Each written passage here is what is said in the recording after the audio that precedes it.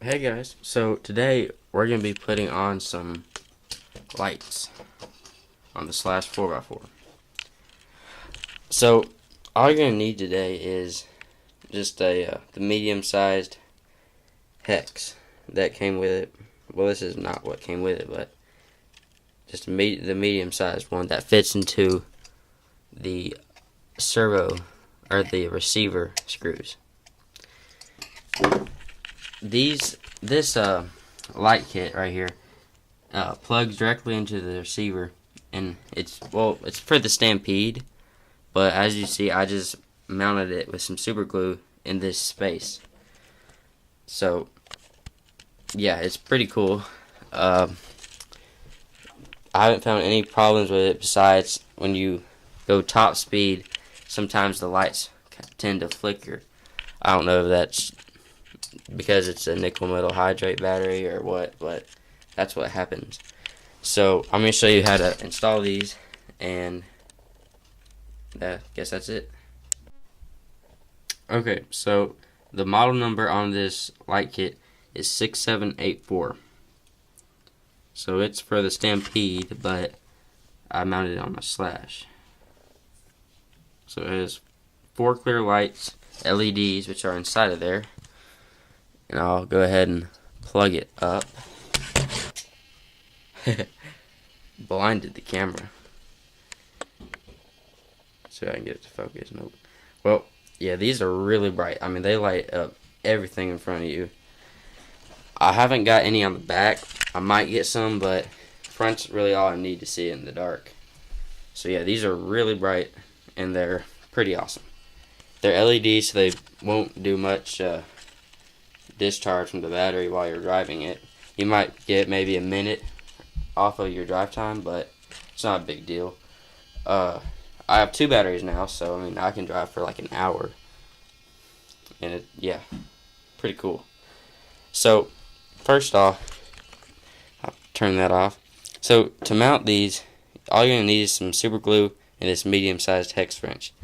So I put mine right there at the bumper in this big space. I just glued it on, stuck the lights on, and ran it over in through there. I don't know if you can see that or not. I ran it pretty much to the right of this left shock and over to the servo. So I'll take the servo off or the receiver box off and show you how to mount it in there. Okay, so I took the receiver box off. All it was 2 screws, left and right there, and you just lift it off. Now you're going to want to be careful. See this blue thing right there? Yeah, that's the seal that keeps everything waterproof.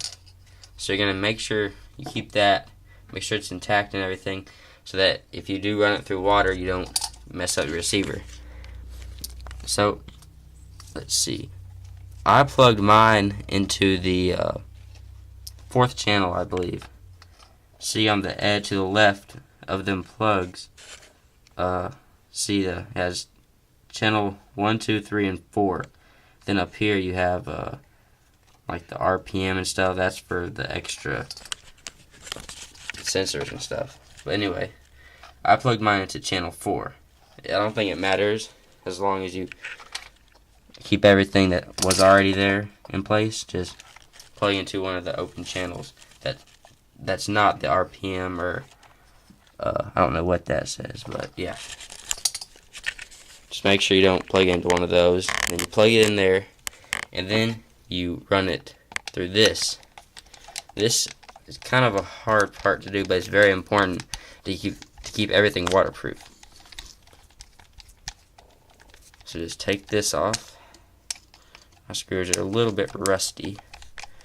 Need to keep them in better shape. I let it sit for a while. It was pretty dirty. A couple of weeks at least. So yeah, some of the screws are a little bit rusty, but alright, so in this there's a foam padding on the bottom and there's a foam padding If I can find the piece, I don't know where it went. Well, there's a foam padding on the top too, and it keeps everything sealed together so that water cannot get into it. So you're gonna need to run your wire. Oh, there it is. Yeah, see the foam padding? It's got indentions from the wires and stuff already. So you need to run your wire here in through this foam padding. Through there, there's a little hole. It's kind of hard to get it through, but once you do, you can plug it into your channel. You gotta make sure everything is neat and make sure you don't ever get anything messed up, so it'll stay waterproof. So just set the seal back in there. Make sure it's down in the slot, and then put your cap back on it and just screw it all in. Okay, after you get everything plugged in, you're going to get some crazy glue or just any kind of super glue and put it at all the contact points. Anywhere it touches the bumper, put some there.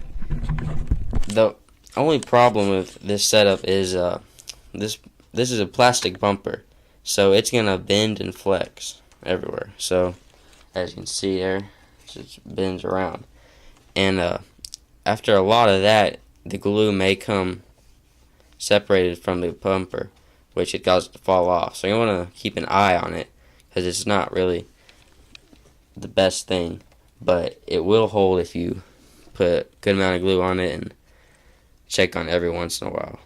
Touch it up a little bit maybe. But yeah, now just turn it on and you're all good. Okay, so it's kind of dark out here. Let me find it. There we go. So turn it on, turn the remote on, check everything. I'm kind of my own cameraman right now, so you have to bear with the bad filming. One-handing it.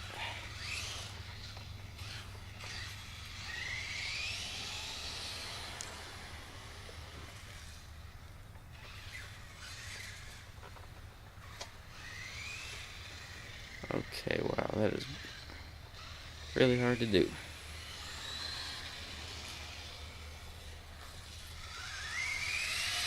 Yeah, it's hard to multitask. There we go. A little bit better. Woo! Came close to hitting it.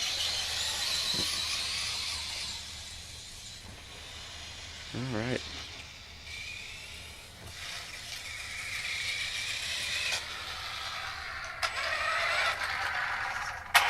Yeah, this thing lights up a lot.